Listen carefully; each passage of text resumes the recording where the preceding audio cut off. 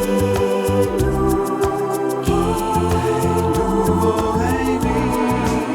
want to thank you all for coming to another Scientist's Warning program. My name's Stuart Scott, and we're coming to you live from the UN Climate Negotiations COP25 in Madrid, Spain. And here's a contact email address which we'll show again at the end.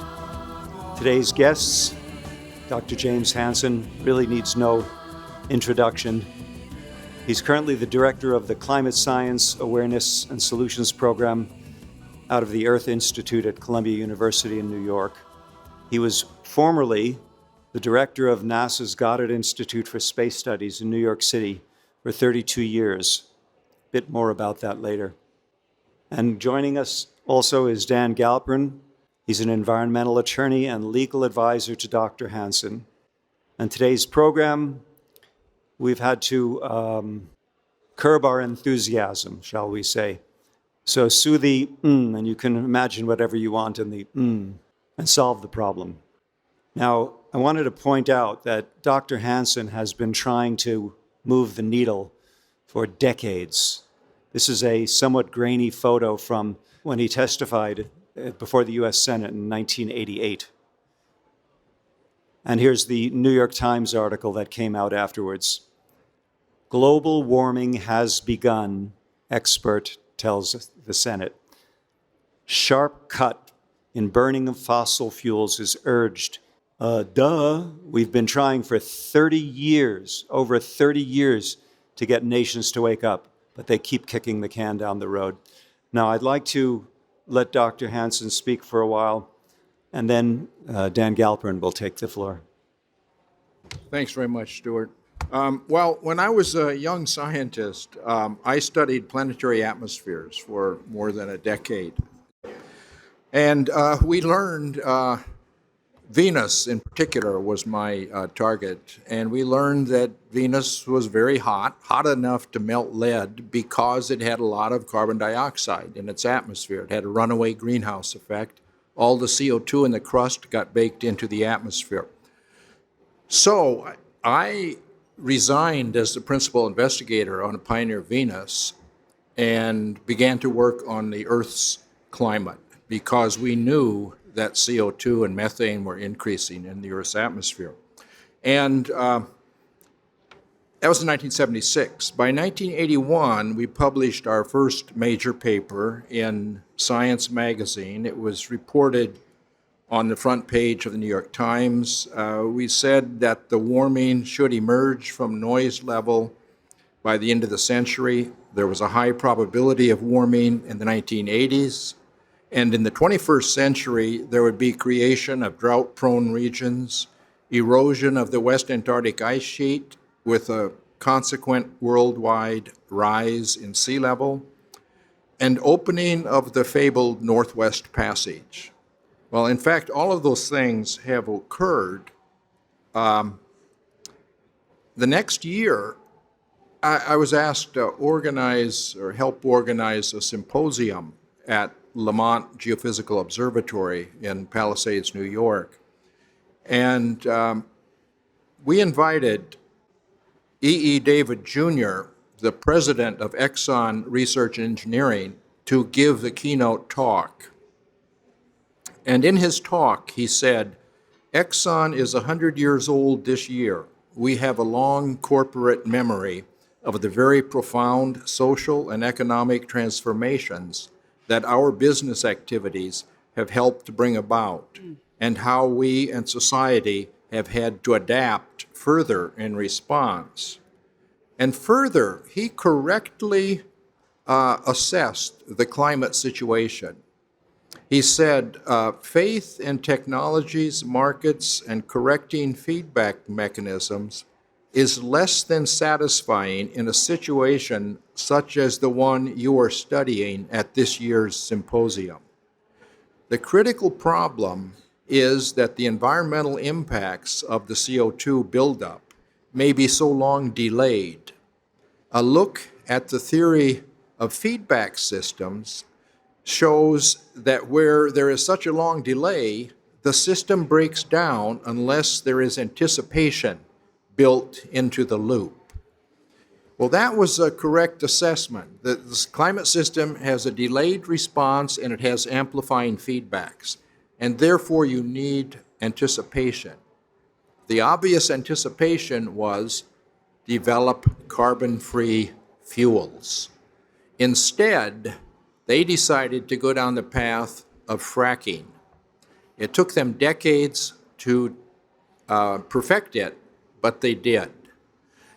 And they also went into the business of denial and changing textbooks to question the science of climate change. So I think they have some guilt. I think we need to because we really need to get the captains of industry to be on the side of the carbon-free technologies. And if we have to push them with lawsuits, I think that's a good thing to do. And I'm going to turn that over to Dan. One comment before Dan takes over. The corporation is an artificial person that has rights but very few responsibilities, especially in the ethical arena. And corporations, as artificial people, don't have conscience.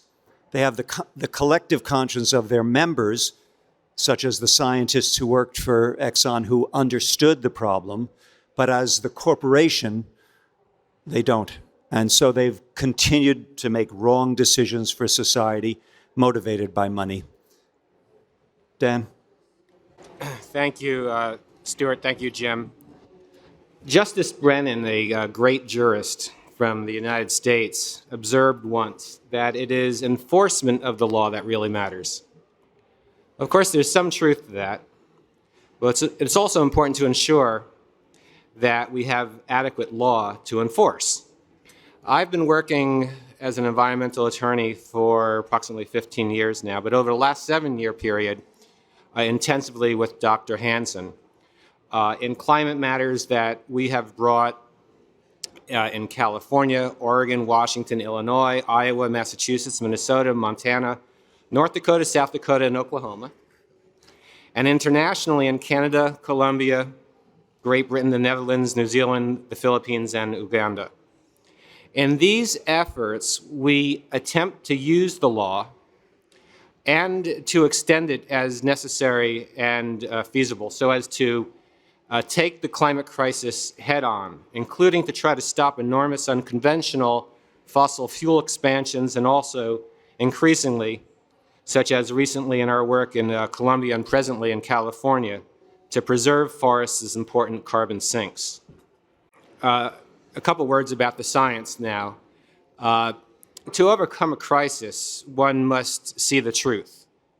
Para superar una crisis, uno debe ver la verdad. Our planet is in peril due to rising energy imbalance, and this is clearly established in the record before even 1950 and anticipated much earlier. It's illustrated here in this chart that was produced and updated by Dr. Hansen and his team this October. The positive climate forcing effect of greenhouse gas pollution, as you can see here, overwhelms the cooling effect of aerosols, so that the net effect, shown on the right, is the heating up of the planet. This chart, also from Dr. Hansen's group, shows the increase in fossil fuel emissions since the turn of the prior century. Again, it has been inexorable and steep since roughly 1950. Coal emissions remain at near record levels worldwide, while emissions from oil approach those of coal in recent decades.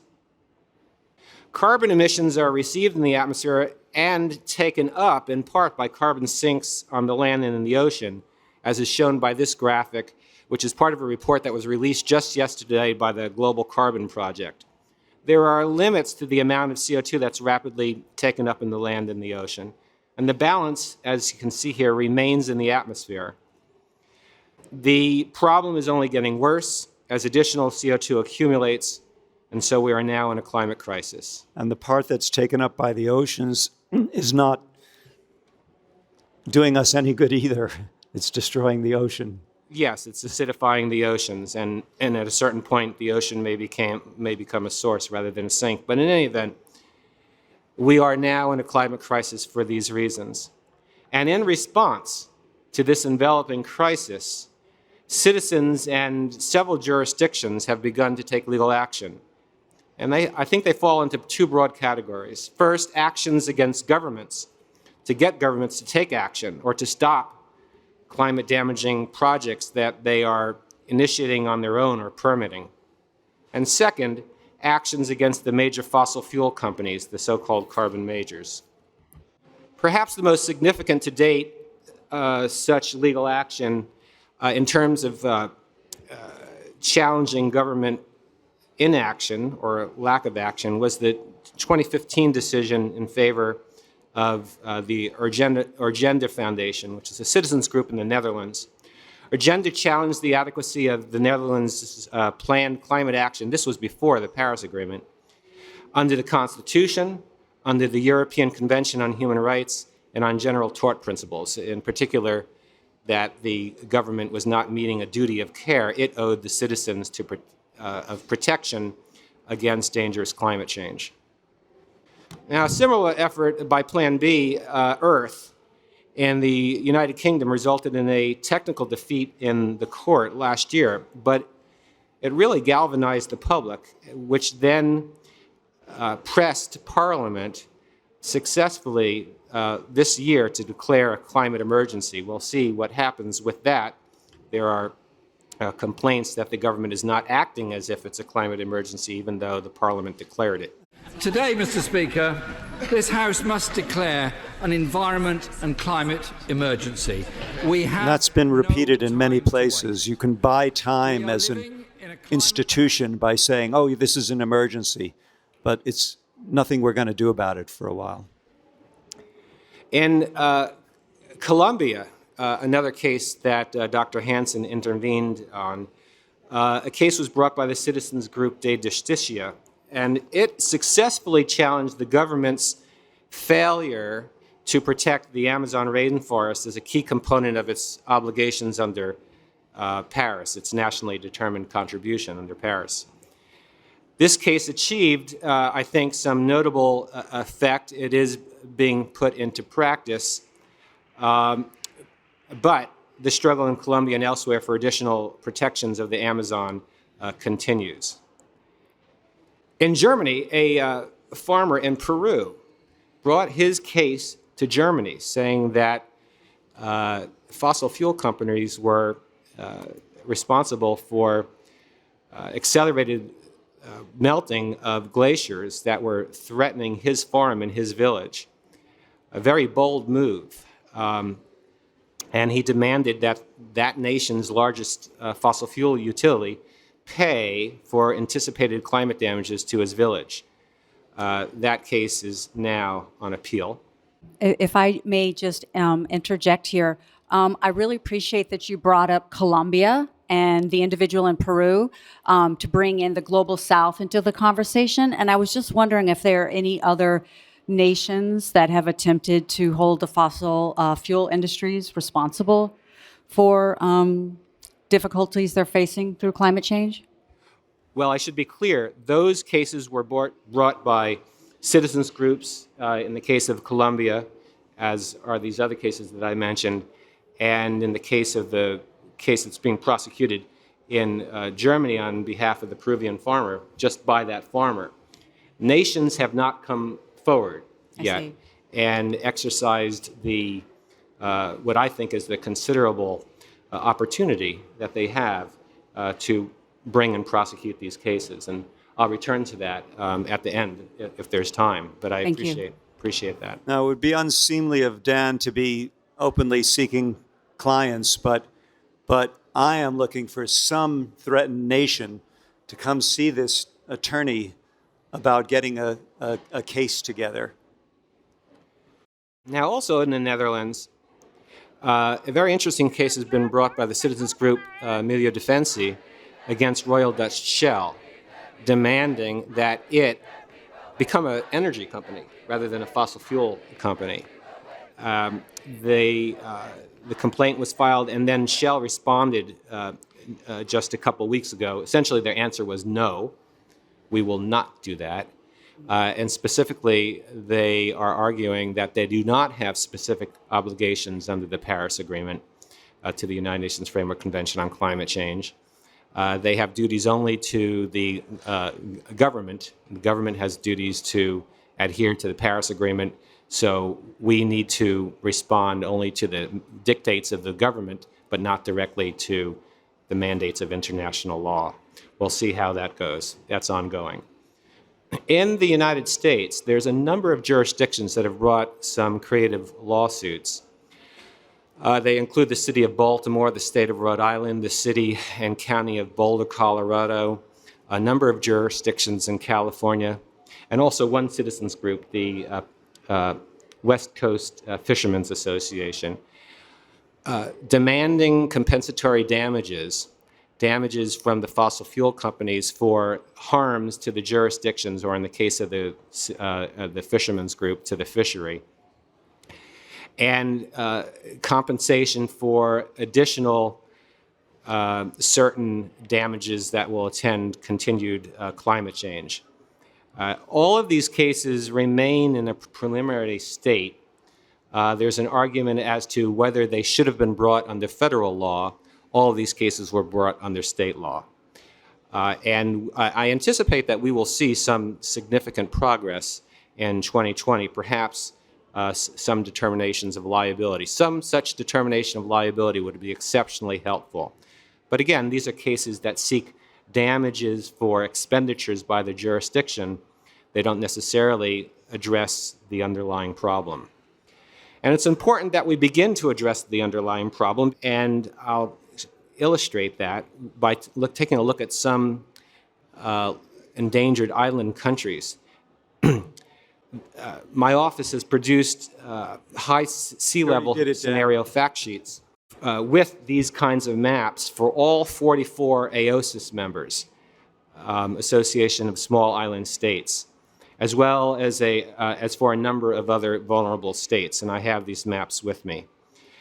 These maps that we've produced from the database from the Climate Central and their mapping tool correct for prior satellite-based measurements that estimated elevation from the tops of buildings and the tops of trees, for example, and that thus they minimized the projected impacts, including displacement of people from anticipated sea level rise. So these maps correct for that. And as you can imagine, the anticipated displacement numbers are much worse than otherwise. Here is the Republic of the Marshall Islands, virtually entirely submerged by the year 2100 in the event of continued high emissions in a severe scenario. Here is the Solomon Islands. The Solomon Islands are higher in elevation on average, but still a substantial chunk of the northern coastline would be submerged with people displaced under the high sea level rise scenario. So you're showing the slides of these island nations that will be submerged. However, that doesn't account for increased storm surge. Am I correct? So it's... No, this does account for increased storm surge. Okay.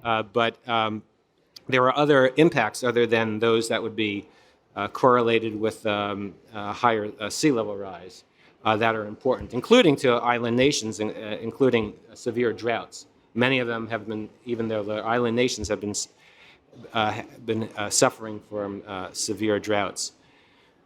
Same thing as with the Solomons, with the island, the Pacific island of Vanuatu.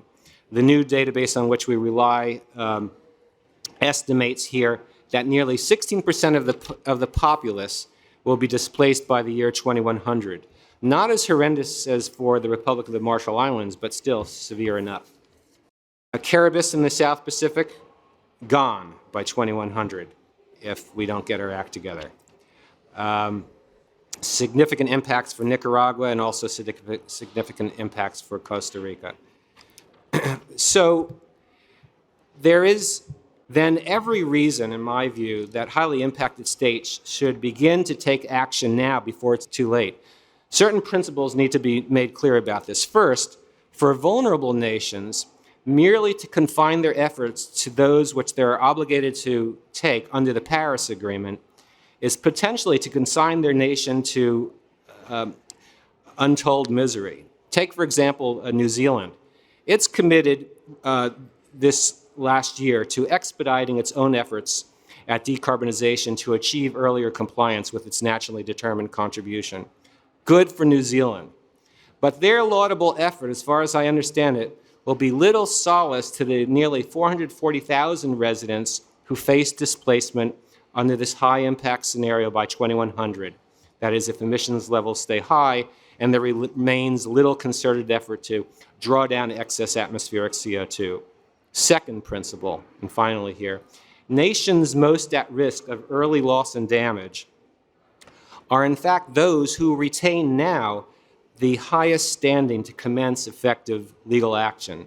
I wrote about this nearly 5 years ago in the paper that's mentioned here, along with a colleague, and I think it's even more obviously urgent now than before, particularly for nations that have already suffered significant impacts. We're open to considering how we might help you to take effective action to preserve a viable future for future generations. The reason's pretty clear. Reliance on the United Nations Framework Convention on Climate System may not suffice. Thank you. So the island states, or the places that are most in danger and should be the clearest cases to be brought to court, also have the least amount of funds to do that. Big problem. Island cases and also low-lying nations and desert nations. For example, I met with a delegate from Mali today. And the rainy season, he says, because of global warming, has shortened from 4 months to 2 months, leading to desertification, increase of the desert area in his nation. It is a crisis for many nations, but the most obvious ones are the ones with significant coastlines or low-lying coastal nations. So if you can get a vulnerable nation to stand up and be a plaintiff in such a suit, how does that funding gap for the lawsuit, because the lawsuits are not cheap? Yeah, but that's a detail. I mean, nations, and think about the cost of not standing up. Oh, yeah. What I'm trying to illustrate here is that a number of these nations face severe dislocation unless we begin to, unless we rapidly succeed in phasing out fossil fuel emissions and drawing down excess atmospheric CO2, the prescription that Dr. Hansen has been talking about for well over 2 decades.